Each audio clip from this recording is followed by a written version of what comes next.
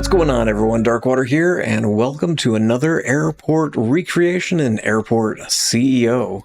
If you're one of the frequent flyers to the channel and have checked out some of the other recreations, welcome back. If you're new to the channel, well, welcome to the channel, and hopefully you enjoy the recreation series. Make sure you're subscribed, that way you get all of the Airport CEO recreation content, because we're going from scratch.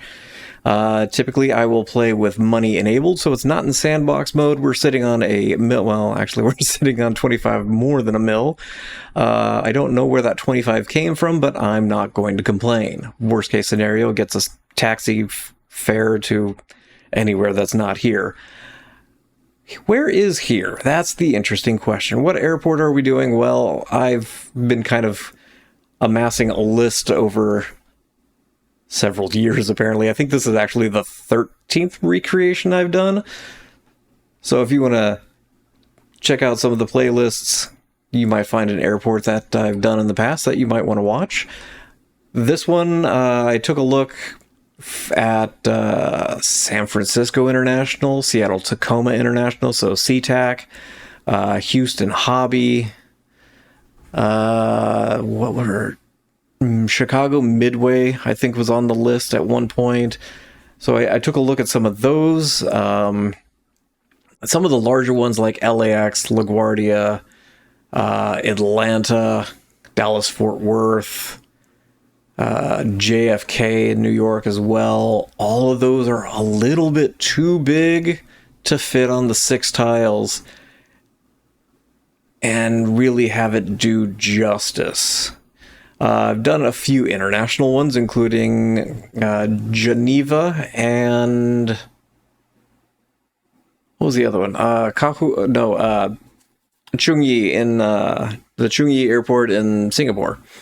So we've done those, and actually this one I was taking a look at international as well.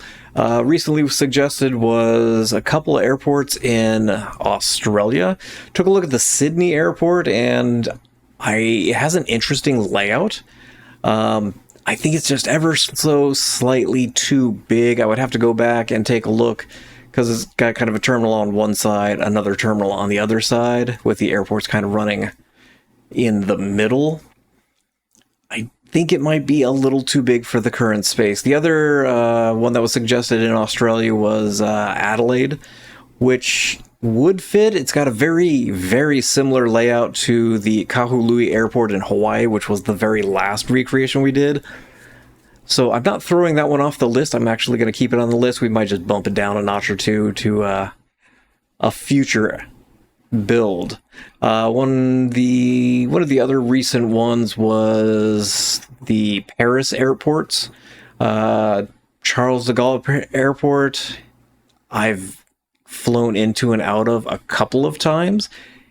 It is a massive airport. There are 3 terminals. Terminal 2 would fit mostly on here. There would probably be a little bit of editing on the terminal, but there's a terminal 1 and a terminal 3 that are not going to fit on the map. Paris Orly, I think, is the other one in the Paris vicinity. That one is interesting. I think it would fit, but it would take a little bit of editing down on the terminal size to make sure it all fits. But it was Carl Wolf 22 who suggested the Paris ones, but they also suggested Zurich. And as I started to kind of map out Zurich, I realized there are some interesting quirks, some interesting challenges with it. Just kind of mapped it out roughly in sandbox mode. There are probably some things I'm going to have to kind of tweak on the fly, and it'll probably absolutely destroy what I did in the sandbox mode. But it's got some interesting quirks, and I'm kind of excited to test the skills of building the Zurich airport, as we normally do.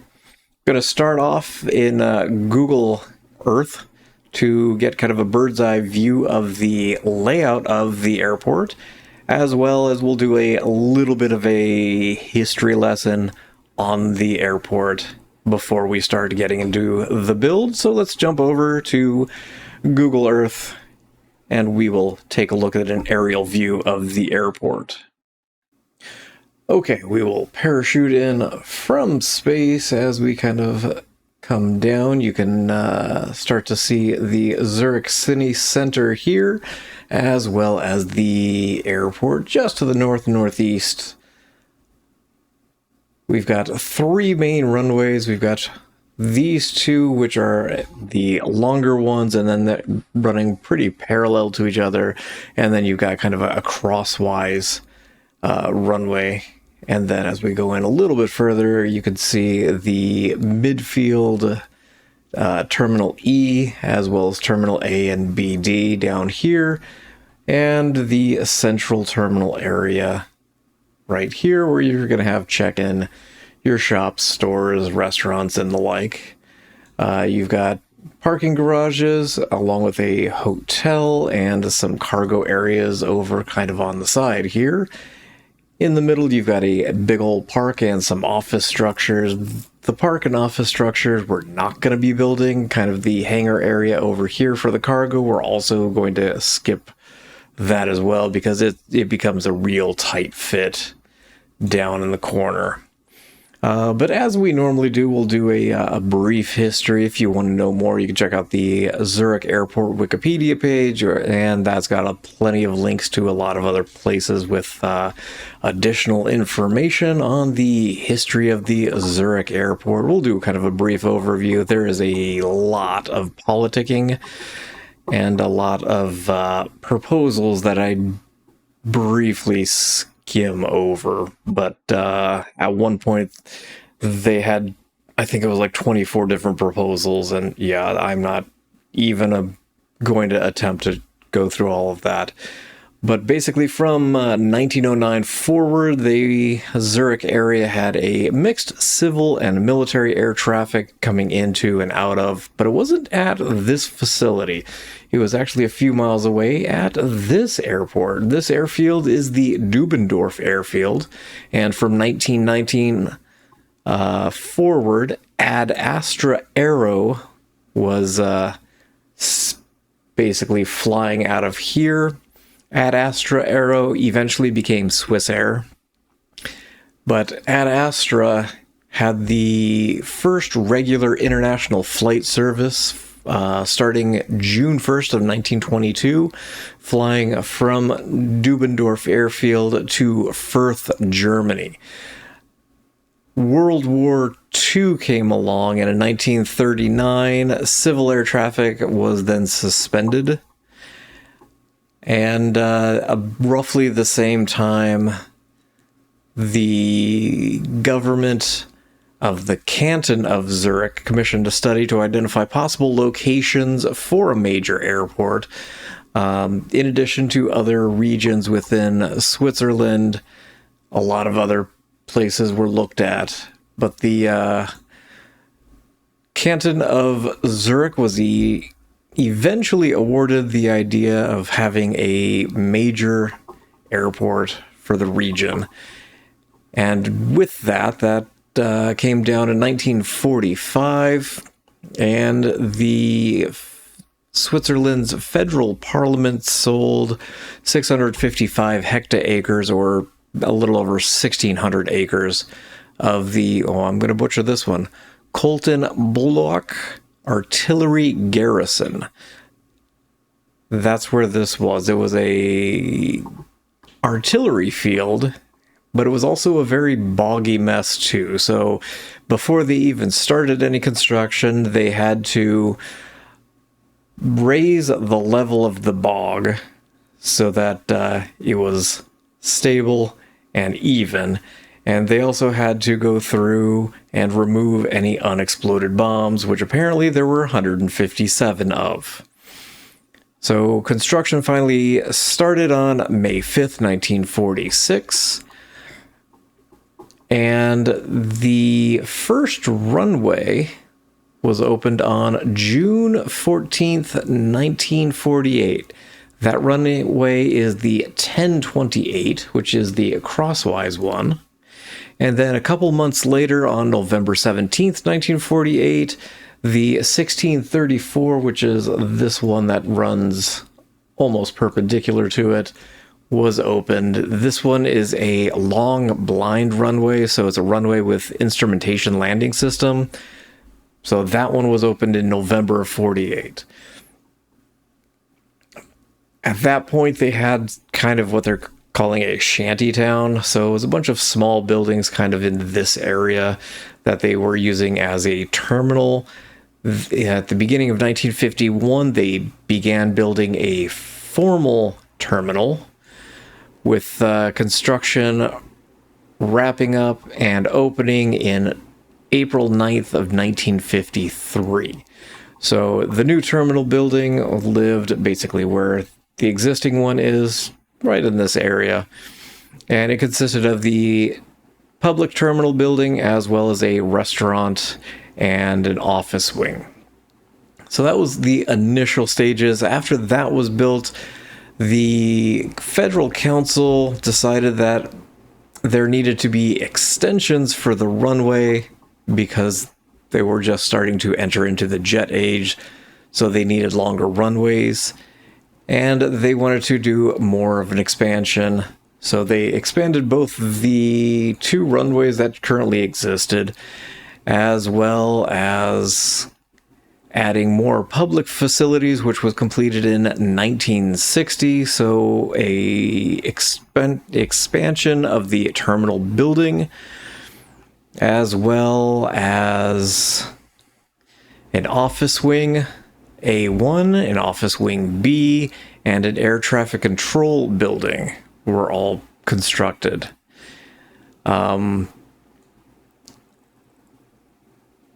The Terminal A portion, which is towards this end, was eventually finalized and completed in 1971. So that takes us to the third stage. So early to mid 1970s. So the third stage was basically an expansion of the A terminal, as well as adding 2 multi-story car parks, additional technical buildings, and an airport railway station, as well as a new hangar. So the construction on the third stage began in 1971. In 1973, Hangar 3, which I believe is these guys down over here with the cargo hall east, as well as the car park F. Those were all completed. In 1974, office building and a multi-story car park E were added. And then in 1975, the apron, a multi-story car park B, which I believe is this guy here, along with Terminal B, which is this finger dock here.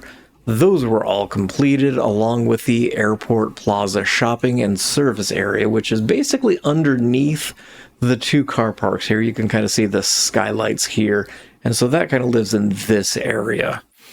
But the centerpiece of the third stage is the third runway, which is the 1432, and that's this guy here. As soon as they dropped this one in, they end up ripping the other one out to, again, rebuild and re-expand it.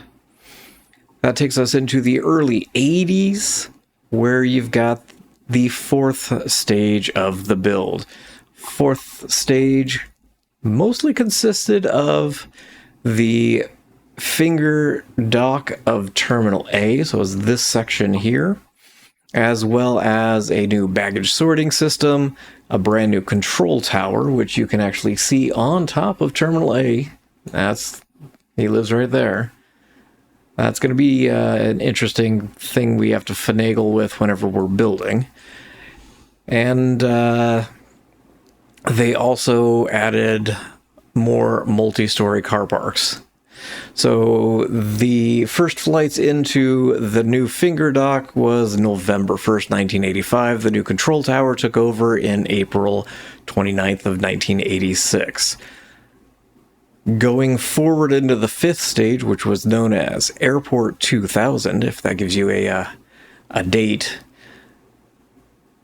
They did an overhaul on the outdated systems and continued to expand the existing facilities. Airport 2000's cornerstone was the midfield terminal. This is a non-Schengen terminal. As well, they added in the underground road tunnel, underground baggage, as well as the Sky Metro aerial tramway to get over here from the main terminal area. So there's a little tram that goes underneath into the middle of there from roughly right here. So in addition to that, they did a expansion of the passenger airside center, which is kind of this half moon shaped guy here.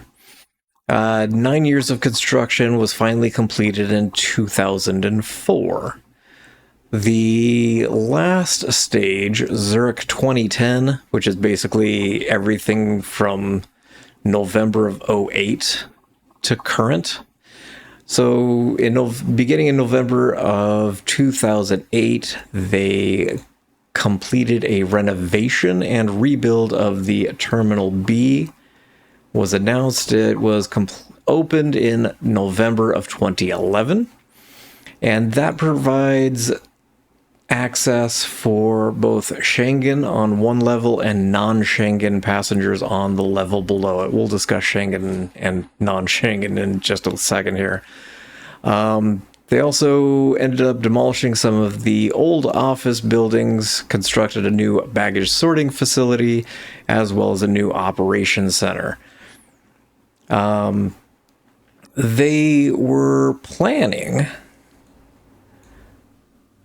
to rip out and overhaul the A finger dock, and they were planning to start it in 2021, but then the pandemic happened and everything got pushed from there. They're still planning on it from what I can tell, but planes are still flying into and out of this, so I don't think it's actually formally begun. If it has, then they've changed what they're doing, and they're just kind of doing internal work. But everything that I read, it was going to be a complete rip and rebuild.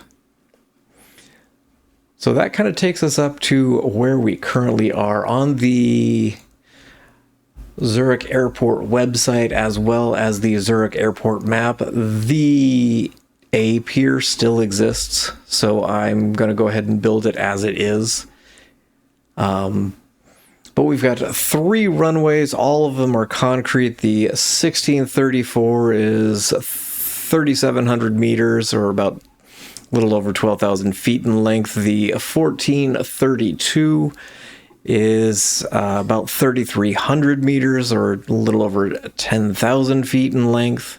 And then the crosswise one, the 1028, is 2,500 meters, or 8,200 feet, roughly. For the most part, this one here, the 1432, this is primarily a landing runway. And then they use the other 2 for takeoffs. They still do some landing on the other 2, but primarily this one is used for landing only. So we'll probably do the same kind of thing, just have one dedicated landing one, and then the other 2 will be takeoff, depending on what planes are using what. I'm going to rotate the screen a little. There we go. Because this is going to be kind of how we're building it. The runways will be parallel to each other, just kind of on separated on the map, and then the crosswise will be perpendicular to this guy. All of the different terminals, so B, D, A, and E, those are going to be vertical, and then the rest of the terminal is going to be kind of at a right angle there. The end of this runway and these buildings get really, really cramped, and there's not a whole lot I can do with that. It's just going to be something that we kind of have to detail around, and we'll make it work. The two terminals here. So Terminal A is a Schengen terminal. And if you're unsure of what a Schengen terminal is, basically there is a Schengen area in Europe that is basically an agreement between, I think it's 29 countries, that they're going to basically skip the passport process if you're traveling from one country to another. So it's like you don't need a passport if you're going from like Utah to Texas. You can kind of think of the same thing like that. If you're traveling from any of the Schengen different countries, you will probably fly into either A or the top portion, the B portion of this terminal over on this side. Now, the bottom portion of this one is non-Schengen, so you do have to go through passport control if you're going into the D gates. Now, both the D gates, as D as in dog, and the B gates, the B as in boy, both of those gates connect to the same jetways and to the same stands. There's just a upper floor and lower floor, and it's just controlled by security in between that. That is not something we could do with Airport CEO. I actually spent some time messing around with it. Because you have to specify an Airport CEO if the stand is going to be domestic or international, you can't do that. You can put boarding desks on two separate levels. I don't know why you would want to, but in Airport CEO you can do it. It'll function just fine. You can connect both of those desks to the same stand. People will board from both the desks. I don't know why you would want to do that, but you can do it. For our purposes, we're going to basically take probably a couple stands on either side, make them international. The other ones we will make as domestic, so we'll have them basically Schengen. So we'll handle that way. E, on the other hand, E is totally a non-Schengen terminal. So passport control is handled over here. Once you get through passport control, you can get on the underground train that gets you over here. And then you can get onto your international flight there. Most of the flights from the US, Canada, Mexico, all of those end up here, as well as some of the longer flights from other countries. And so you end up over here in Terminal E, you take the train back over here, you go through passport control, and then you can enter into Zurich and get your luggage and go travel around. Over on the side here, these are remote stand service gates here for the stands here. So we will definitely have that in there. On the other side, on the B gates, there is also remote stand service for these guys over on this side. There are a few hangars through here that we will have added in because we will need hangars.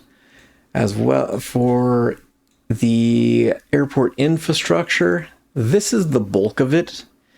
So we will have the catering depot, the waste depot up top here, and if we scroll up a little bit further, you can see the fuel depot for the airport right along the train tracks here. From what I've read, the fuel lines run from here underground to the airport. I don't actually know where they end up, but we're just going to put the fuel depot up in the kind of the same airport area here with the waste depot and the catering depot. There is a police substation that sits in the middle of the airport. Obviously, we can't put the police station and airport CEO in the middle of here, so we'll have to figure out where that's going to go. And then the fire station is down over here. You got the fire station and medic station. There's a little helicopter pad. I don't quite know where we're going to squeeze that in. It's going to be a tight fit somewhere in this nightmare of a corner, but we'll figure that out down the road. So that's basically the airport in a nutshell. You've got the freeway access through here, and then it kind of loops around in a counterclockwise way. You've got your departure and arrival levels through here. And then you can loop around at the end, go into the parking structure. There's one here, there's one there, there's one here, and I believe this is a hotel, if I recall. Yeah, it's a Radisson. But there's a drive there to access any of the parking garages. As we swing over into this area, this is where all the buses do their drop-off, so we'll have just kind of a big old dedicated bus drop-off area, and then there's tram service right next to that. So we'll do a couple subways here, so that'll kind of take care of that. But there is also, that is a tram service, and that goes to the kind of the city center. Underground here, there is a full train service, not to be confused with the tram service, and that does connect with some of the extended cities further out. And so we'll probably go all the way down as far as we can go in Airport CEO and drop a couple subways down there as well. So that's going to be what we attempt to build. Again, I've done a rough mapping. We will see how well that goes, though, because, again, it's a rough mapping, and I've got a feeling there's going to be a lot of things that I didn't quite expect whenever we start to build. But let's go ahead and jump over to Airport CEO and actually start to build. Okay, we are back in Airport CEO. Let's grab some terminal foundation. We're going to come up to the corner here. One of my pet peeves is the fact that you can't build on this row or this column because of the just the way the grid is laid out. It doesn't allow you to build up there. I mean, even over here on the area that we own, it's not considering the very top row as being in the world. But it's just wasted space in my opinion, but nobody cares about what I think. We're looking for 130 by 43. Again, I have done a rough map in sandbox mode, but it's probably going to change because there's going to be something that happens that I've forgotten or didn't think about whenever I was doing it. So it's not a hard and fast map. 130 by 43. I want to come over one square. We're going to go 8 wide and go down to apparently here. And we will build. This here is Terminal A. It's not that often that I'm able to actually build something that's going to live with us the entire series in the very first episode. So this will be Terminal A. We've got some small grass stands that we're going to start off with. We're going to do this. And hopefully we've got a decent amount of money for it. Okay, this is another thing that drives me nuts. You can't build here because the part of the area that we own and the part we don't own is not... It's not actually on that grid spot. I don't know. I'm ranting and it's we're like not even in through the first episode. We need contractors. Let's get us some contractors. 79. Can I get more contractors? Thank you. Give me a better company. 96. I'll take 96. I'd like more, but I'll start with 96. Let's come in for an administrator. Can I get more admin people? We do need a CFO. I will hire a COO as well. I tend to hire everybody right off the bat. Hey, look, no air traffic control tower exists. Neither does a runway. The airport, yes, I know. We've got problems all over the place. Give me like 5 minutes here, game. Let's get a taxiway foundation. Oh, hold on.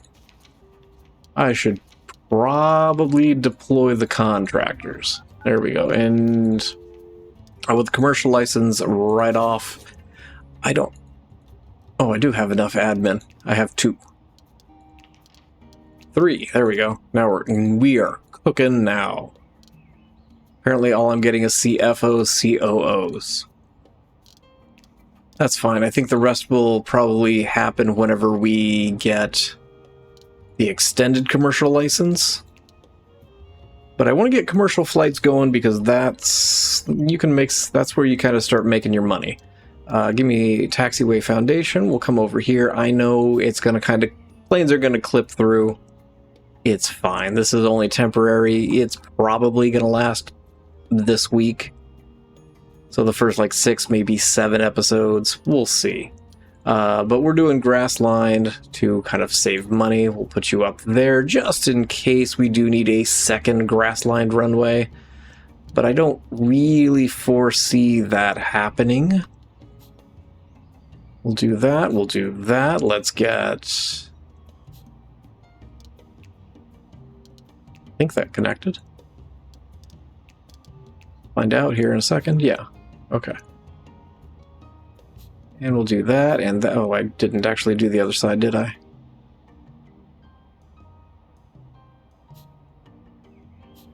Take you down and around just like that. Can I move? Thank you. There we go. Yeah, we'll leave it like that.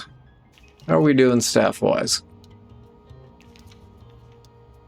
Any more administrators? Oh, there we go. I will, at some point, train people up. Ooh, procurement, yes. Strategy, yes. I'll take the CIO as well, and HR director. I think that's everybody, yes? No, I need... Didn't I just hire a CIO? Am I losing my mind? I thought I hired you. There we go. Okay. Give me another admin. Hey, we've got the commercial license. Let's get night flights in here going. 1, 2, 3. And since we've got commercial available to us, let's come through. We'll zone this as secure. We don't need to go down that far. We need to adjust you guys to being commercial. We're going to leave this set for Schengen, so we're going to leave that as domestic. And in case you were curious, if we go into the gameplay settings, right here is where you've got the option to use the Schengen visa rule. So if you're selecting someplace in Europe, you can turn that on and off. But with the Schengen visa rules, it'll generate flights within the Schengen area that are domestic and not need the passport checkpoints. I need everything, don't I? All right, let's put some boarding desks in here. And we need some check-in desks down here. There, let's at least have it look somewhat presentable. That's probably plenty. Why do these not auto-connect? Because I do have that set, correct? Yeah, auto-connect boarding desk to stand. The medium stands connect, the large stands connect, but for whatever reason, the small stands don't want to connect.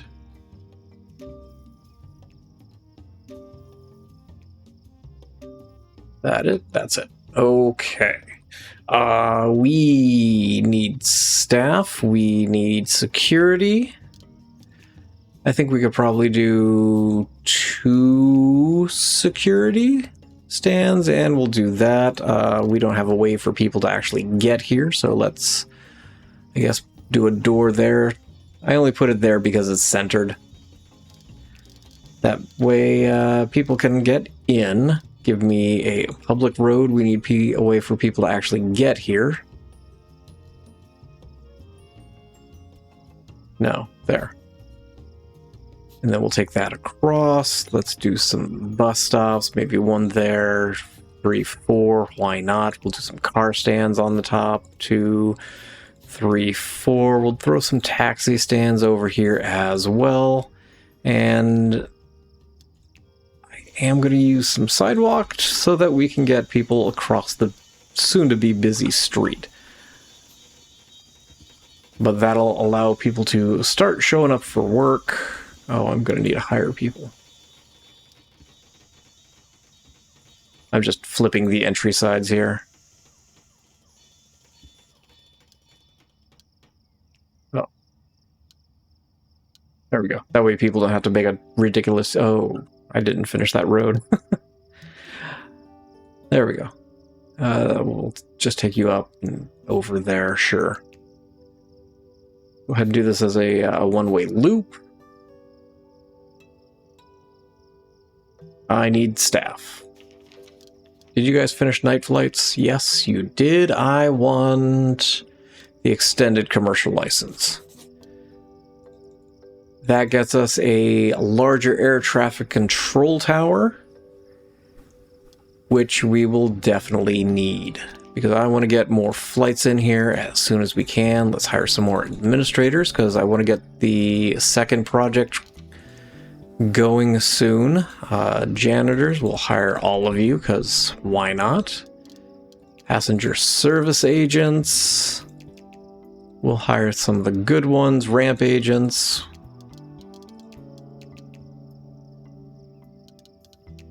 apparently 2 security guards. Can you get me more? Thank you. Carlos, welcome aboard.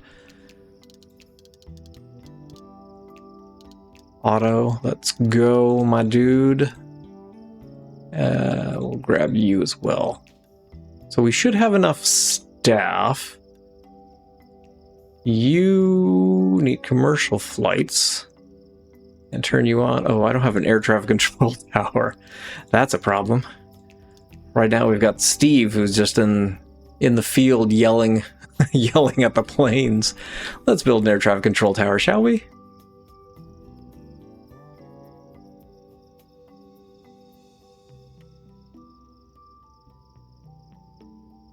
There we go. Now we can open up the runway, and you guys are all good. Let's go ahead and open up the airport.